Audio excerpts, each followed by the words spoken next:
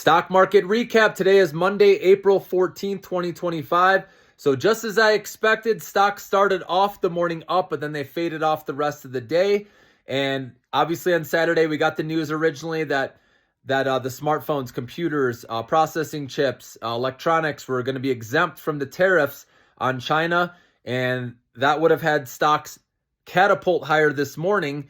But then yesterday, we saw them walk back, Lutnick saying that even though these are temporary exemptions with these tariffs, and that they're going to be included with the next round of tariffs with semiconductors. So that really killed what could have been a great day today, and we saw that with the pop and then drop, okay? But in other news, Webull, which had their IPO last week, that one continued to march higher today. Let me know, drop me a comment if you played that one. I know a couple of you did. Also, I'm looking at the charts, and with RSI, most of this oversold bounce now has happened, guys, because we're now above the neutral level when you look on the 4-hour time frame. And so that oversold bounce now, you know how I like playing those. Most of that's over. I'm not saying we can't go higher, but I would personally focus on the mega caps if you're trying to hold here, because they may go up leading into earnings, which, remember, a lot of the mega caps start reporting April 24th.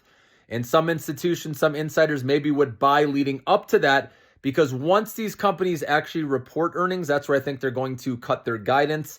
Next quarter, like I said, there's a little more visibility because we got the 90-day pause, right, with those reciprocal tariffs. So next quarter, they could reaffirm guidance, but it's the full year that they could cut.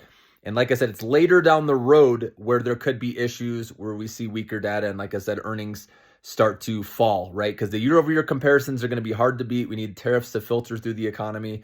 And then, if inflation's going higher, and again, it's going to affect companies' businesses.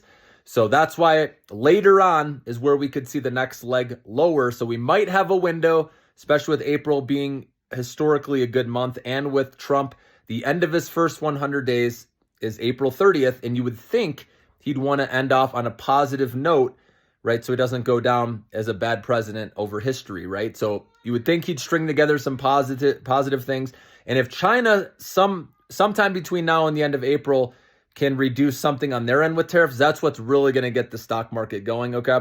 But also NVIDIA, there was some news with this company the other day, and I posted it into the members-only community. But so with NVIDIA, Trump has frozen the NVIDIA chip ban on China. So if they're allowed to, send these or sell these chips to China, obviously that's going to help with their numbers. So NVIDIA maybe can catch a lift too. So NVIDIA, as well as the mega caps, that's what I'd personally be comfortable playing with if you're trying to swing trade it, because this is where institutions, will rotate into first, aside from the dividend stock. So, but just wanted to point that out, everything going on, and have a great night.